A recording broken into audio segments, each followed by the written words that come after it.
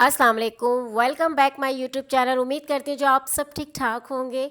अच्छा जी, आज की जो वीडियो है वो आप सब के लिए, बिगनर्स के लिए, उन लड़कियों के लिए जो घर बैठ के कुछ सीखना चाहती हैं, उनके लिए मैं एक फ्री प्रोफेशनल कोर्स लेकर आ रही हूँ। मेकअप की एक बहुत ही अच्छी सी क्लास है। कुछ क्लासेस ऐसी दूंगी जिनसे आप बहुत कुछ सीख सकते हैं, बहुत नॉलेज हो जाएगी। कम से कम आप एक छोटा मोटा सैलून मेकअप के लिहाज से आप बहुत अच्छा खोल सकते हो। आपको अपने पार्लर में क्या क्या रखना है, किस तरीके से आपने हैंडल करनी है बेसिस को, सब चीज़ें किस तरीके से आपने लेके चला अपने सैलून को, वो सब आज मैं आपको एक प्रोफेशनली मेकअप आर्टिस्ट की तरह आप लोगों को सब कुछ सिखाऊंगी और आप सबके लिए बहुत ज़्यादा हेल्पफुल रहने वाला है। पता है, हम लोगों को अंदाज़ा नहीं होता कि ना हम कौन सी चीज़ ले लेते हैं, कौन सी चीज़ हमारी स्किन के लिए नहीं सही है। हम वो चीज़ें भी ले लेते हैं जो हमारी स्किन को सूट नहीं करती है। अक्सर लड़कियां ले आती हैं गलत फाउंडेशंस ले आती हैं, बेसिस का उनको पता नहीं होता किस तरीके से मैनेज करनी है। कौन सा बेस टोन आप ले भी आती हैं अगर अपनी स्किन टोन के हिसाब से, तो वो फिर भी आपको स्किन पे नहीं एडजस्ट कर पाती है और हमें किस तरह उसको लेके चलना होता है। हम कुछ गलत चीज़ें ले लेते हैं। पहले हम भी ऐसी थी, मैं भी ऐसा करती थी।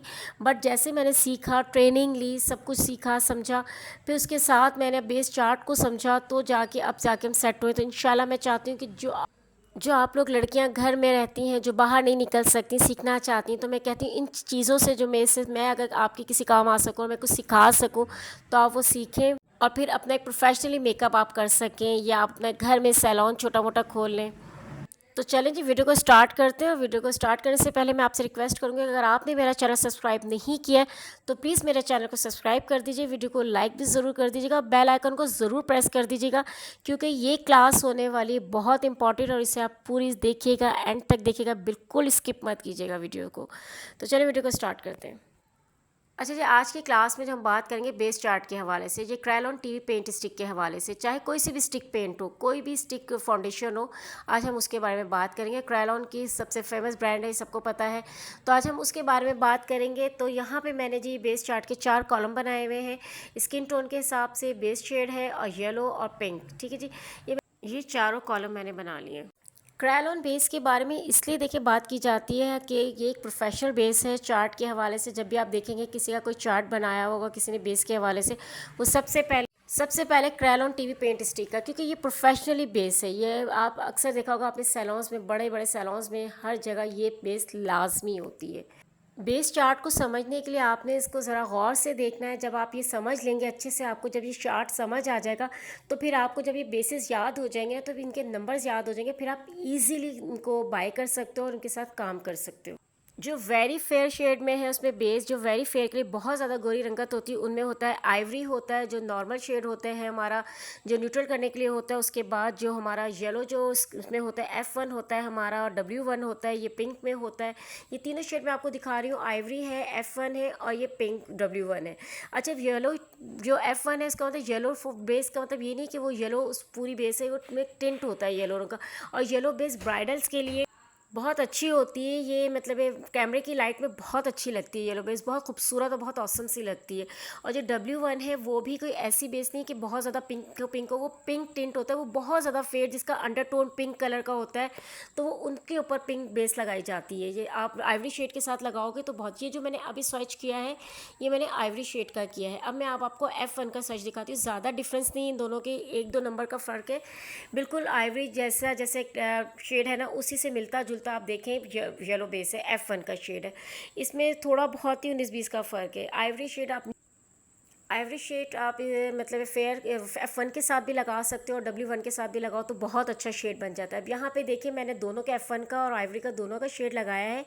कोई बहुत ज़्यादा डिफरेंस नहीं है, बिल्कुल हल्का फुल्का सा है, मगर वो येलो टिंट आ जाता है उसके अंदर, तो इसलिए F1 का है। जिसका येलो अंडरटोन होता है ना, जो वो येलो, उनके लिए हम बहुत ज़्यादा, जो बहुत ज़्यादा फेयर कलर में जिनका स्किन टोन येलो अंडरटोन होता है, वो उनके लिए ये F1 बहुत अच्छी है। और अगर जिनकी पिंक अंडरटोन होता है ना, उनके लिए ये पिंक की W1 की क्रायोन की बहुत अच्छी बेस होती है। आइए आप देखें, तीनों में डिफरेंस देखें, हल्का हल्का सा टिंट है येलो में और पिंक में। दूसरा ये कि फेयर स्किन के लिए है, अगर आप ये आइवरी के साथ W1 लगाएंगे तो बहुत खूबसूरत शेड बनता है, बहुत खूबसूरत लगेगा और ये ब्राइडल को न्यूट्रल कर लेगा। यानी कि जो भी स्किन होगी ब्राइडल मेकअप पर आप यूज़ कर रहे हो, पार्टी मेकअप पर, ये आपकी स्किन को न्यूट्रल कर लेगा। मतलब बहुत ज़्यादा पिंकिश पिंकिश भी नहीं लगेगी, और बिल्कुल आइवरी के साथ आप दोनों शेड मिला के लगाएंगे तो आपकी एक अच्छी बेस बन जाएगी, जो कैमरे में बहुत अच्छी आती है। ये तीनों बेसिस के नाम हैं, आइवरी, F1 और W1, ये तीनों बेसिस के नाम हैं। और ये मैंने आपको बिल्कुल इजीली बता दिया है कि ये तीनों बेसिस जो हम मिक्स एंड मैच करके जो हम लगाते हैं ना, ये तीनों इंपॉर्टेंट होती हैं सैलून में। और अगर आप इसको किस तरह यूज़ कर सकते हो ये भी मैं आपको बताऊंगी आगे जाके कि आपने इसको किस तरह से यूटिलाइज़ करना। ज़रूरी नहीं कि आप तीनों शेड रख सकते। आप आइवरी न्यूट्रल करने के लिए भी बहुत अच्छा शेड है, ये आप आइवरी भी अगर आपके सैलून में होगी तो बहुत अच्छा रहेगा। सेकेंड आ जाता है फेयर कलर, फेयर गोरी रंगत के लिए। ठीक है जी, गोरी रंगत का आ जाता है, ये है जी बेस शेड, इसका जो नंबर है 45 है। और ये येलो टोन में जो आ जाता है F2 है, और पिंक टोन में जो आते हैं W2। यानी कि जिनके अंडर टोन जो होते हैं ना येलो, वो ये शेड नंबर लेंगे, और जिनका पिंक टोन है उनका वो ये शेड। मैंने यहाँ चारों कॉलम बनाए हुए हैं। अब 45 मेरे पास अवेलेबल नहीं है, तो मैं आइवरी और 38 को हम मिलाएंगे तो हमारा 45 मिल जाएगा। यहाँ पे मैं आपको 45 का शेड स्विच कर भी दिखा देती हूँ, और मैं यहाँ पे साइड पे इसकी पिक्चर भी लगा देती हूँ कि आपका शेड ही होगा। असल में जिसके पास 45 शेड ना हो, ज़रूरी नहीं कि 45 आपके पास शेड होना ज़रूरी, क्योंकि बाज़ हम सारे शेड नहीं रख सकते, सैलून में सारे शेड भी नहीं रखे जाते। बस आपको मिक्स एंड मैच करने आने चाहिए, तो वो आप आराम से इसको ईजीली कर सकते हो। आप आइवरी को और 38 को मिक्स करके लगाओगे तो 45 का शेड बन जाता है। ये शेड बहुत ज़्यादा जो गोरी होती है ना, उससे कम जो गोरी होती है ना, उस वाली शेड पर ये 45 चलता है शेड। अच्छा जी, थर्ड नंबर पर आ जाता है जी हमारा मीडियम, यानी कि दरमियानी रंगत वाला, जो कि 38 एशियन कलर होता है ये हमारा, ज़ाहिर सी बात है। तो इस पर हम जो लगाएंगे FS38 के नाम से, ये नेचुरल जो शेड इसका है वो FS38 के नाम से। मैं आपको इसका स्विच भी दिखा देती हूँ। ये कलर होता है इसका, इस पर हम लगाते हैं येलो, अगर अंडरटोन पे जाएंगे तो F3 जाएगा, और अगर पिंक अंडरटोन पर जाएंगे तो W3 लगाएंगे। तो बहुत ही ज़बरदस्त ये कलर का, एशियन कलर पे बहुत अच्छी बेस लगती है। और अगर इसको हम फेयर में जाएंगे, जब मीडियम को हम ऐसे जब फेयर करते हैं तो 38 हम पहले लगाएंगे, फिर उसके बाद आप चाहें तो पिंक कलर में वो उसमें जाएगा। अगर आप पिंक अंडरटोन होंगे तो W1, और अगर पिंक येलो टोन होगी तो F1, वरना फिर आइवरी को हम लेके जाएंगे, या फिर 45 के साथ हम इसको मिलाकर लगाएंगे। ठीक है जी। FS38 बहुत ज़्यादा यूज़ होने वाली बेस है, बहुत कॉमन बेस है ये। अच्छा जी, नेक्स्ट हम लगाते हैं जी डार्क सांवली रंगत पर आ जाते हैं। सांवली रंगत जो है हमारी बहुत ज़्यादा, जिसकी बहुत ही ज़्यादा मतलब डार्क कलर होता है, बहुत ज़्यादा ब्लैक होता है, उस पर हम लगाते हैं जिन्हें नेचुरल शेड है जिसका 36 है। और अगर येलो अंडरटोन में होगा तो F4 है, और अगर पिंक अंडरटोन में होगा तो W4 है। ये बहुत ही ज़्यादा जो डार्क कलर्स की नहीं होते, ये वो कलर्स लगा, वो ये वाला शेड है। बट ये मेरे पास अवेलेबल नहीं है, और ये इसको ज़रूरत भी नहीं रखने की। कुछ कलर्स ऐसे हैं जो हमें ज़रूरत नहीं है रखने की, ये हम लोग उस तरह भी काम कर सकते हैं, इनको मिक्स एंड मैच करके भी हम लगा सकते हैं। 2-3 चीज़ें जो होती हैं हमारी चाहिए, वो ये शेड आपस में बन जाते हैं। ये मैं आपको आगे जाके बताऊंगी कि कौन सा शेड आपने बाय करना है, और किसको आप जो इंपॉर्टेंट शेड है आपने कौन कौन से वो इंपॉर्टेंट शेड रखना है, जिस पे आप सारी स्किन टोन के हिसाब से आप काम कर सकते हो।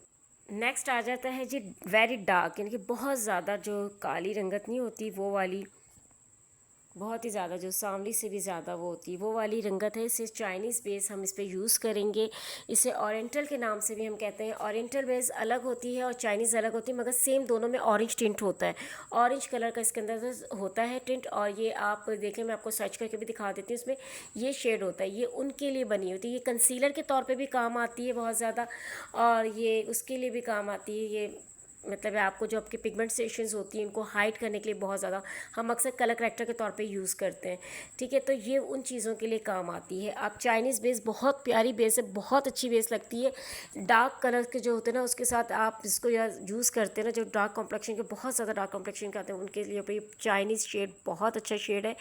और ये आपकी सबसे 2 काम करता है, कंसील भी करता है आपकी शेड को, और ये भी करता है। उसके लिए F5 भी आप ले सकते हैं, W4 भी ले सकते हैं। ये सारे शेड ऐसे हैं जो आपके बड़े ज़बरदस्त किस्म के शेड हैं, जो आपके लिए जो इम्पॉर्टेंट है। मैं वो आपको अब बताऊंगी कि आपके पास इंपॉर्टेंट जो शेड है जो होना लाजमी है वो है जी आइवरी। आइवरी आप रखें लाजमी आपके पास है, और अगर आप पिंक अंडरटोन में है तो उसमें से आपको जी रखना है, या तो आप W1 रखें या W3 रखें पिंक अंडरटोन में, और अगर आप येलो अंडरटोन में तो F1 आपने लाजमी रखना है।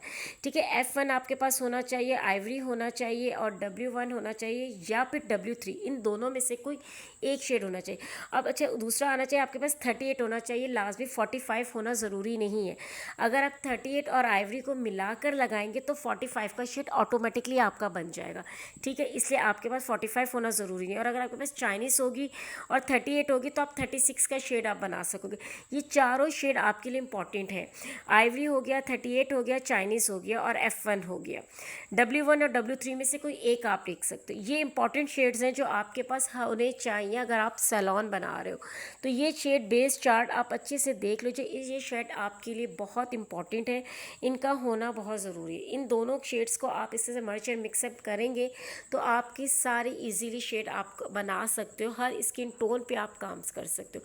मैं यहाँ आपको प्रैक्टिकली करके भी बता देती हूँ कि देखिए मैं आइवरी को और FS38 को मैं दोनों को साथ मिला के लगाऊंगी तो देखिएगा उसके बाद आपका 45 का शेड ईजीली बन जाएगा। क्योंकि एक बहुत ज़्यादा फेयर शेड की और एक मीडियम टोन का जब हम शेड लगाते हैं तो जो दरमियानी गोरी वाली शेड आ जाती है, फेयर शेड आ जाता है, उसका वो शेड आराम से बन जाता है। अच्छा जी, यहाँ पे मैं ये देखें आइवरी शेड लगा रही हूँ और इसके साथ में इसके ऊपर 38 पहले मैंने लगाया, फिर उसके बाद में आइवरी शेड लगा रही हूँ। और उसके बाद आप देखिएगा दोनों को मिक्स हम जब करेंगे तो आराम से हमारा शेड बन जाएगा। क्योंकि देखिए हम जब पार्लर में खड़े होते हैं हमारे पास हर स्किन टोन के हिसाब से बन जाते हैं। अब हर इतनी सारी बेसिस तो कोई भी नहीं कर सकता। कुछ फाउंडेशंस भी होते हैं, कुछ डिफरेंट किस्म के फाउंडेशंस होते हैं, कुछ पैनकेक होते हैं। तो हमें खुद ये हाथ में हमारे होती हैं 3-4 शेड्स हम रखते हैं और उन्हीं के ऊपर हम काम करते हैं और एक बहुत प्यारा शेड बन जाता है। और अब आप इससे देखें कितना खूबसूरत एक 45 का शेड बन गया। अब आप चाइनीज़ को और 38 को इसी तरह मिक्स करेंगे। जैसे ओरिएंटल है, मेरे पास चाइनीज़ नहीं है, तो चाइनीज़ और ओरिएंटल का दोनों का सेम मिलता जुलता, जैसे 36 और 38 में डिफरेंस है ना 1920 का, इसी तरह चाइनीज़ और उसमें फ़र्क है ओरिएंटल में। तो इन दोनों को मिक्स करके मैं लगा रही हूँ ओरिएंटल को और 38 को। तो देखिए 36 का शेड बन जाएगा आपका, कितना अच्छा से शेड बन जाएगा जो आप डार्क स्किन टोन पे भी लगा सकते हैं, सांवली स्किन टोन पे। एक वेरी डार्क स्किन यानी कि बहुत ज़्यादा डार्क स्किन है और एक सांवली स्किन वाले हैं तो वो उस पर लगा सकते हैं। यहाँ पे जो सबसे लास्ट में मैंने लिखा था वो जी मैं बताना कंसीलर है। यहाँ पे जो ऑरेंज कलर, रेड कलर के जो चाइनीज़ कलर, ये सब कंसीलर्स में आते हैं ये सब चीज़ें, ये मैंने आपको बताना था। तो ये इसका टॉपिक एक अलग है, ये हम अलग क्लास में डिस्कस करेंगे, ठीक है। ये एक चीज़ अलग है, उसका अलग है। आज मैंने आपको बेस चार्ट का बताया है। होप सो कि आपको ये सारी बेसिस समझ आ चुकी होंगी कि आइवरी शेड के लिए और मतलब फेयर, ये पूरी ऊपर की जो अंडरलाइन, जो पूरी ऊपर की लाइन है, ये सब वेरी फेयर के लिए, बहुत ज़्यादा गोरी जो रंगत होती है ना उनकी है। आइवरी नेचुरल टोन के लिए है, येलो जो जिनका येलो अंडरटोन है उनके लिए F1 है। ये सब चीज़ें जो ऊपर वाली लाइन है वो फेयर में आती हैं। आप इस तरह, आप होप सो कि आपको चार्ट समझ आ गया होगा। होप सो कि आज की वीडियो आपके लिए बहुत ज़्यादा हेल्पफुल रहेगी, खासतौर पर उन लड़कियों के लिए जिन्हें बेस की बहुत ज़्यादा प्रॉब्लम्स होती हैं, उनको अपने चार्ट का, इस चार्ट से उनको बहुत हेल्प मिली होगी। ये सब सारे मतलब क्रीमी फाउंडेशन, जो स्टिक फाउंडेशन होते हैं, उनके मैंने आपको चार्ट बता दिया है, उनका नंबर्स ये होते हैं और किस तरह आपने उनको लेके चलना है। तो चलिए जी, मुझे नेक्स्ट वीडियो के लिए इजाज़त दीजिए। इंशाल्लाह नेक्स्ट क्लास में मिलते हैं। अपना बहुत ख्याल रखिएगा, दुआओं में मुझे याद रखिएगा। अल्लाह हाफिज़ एंड टेक केयर।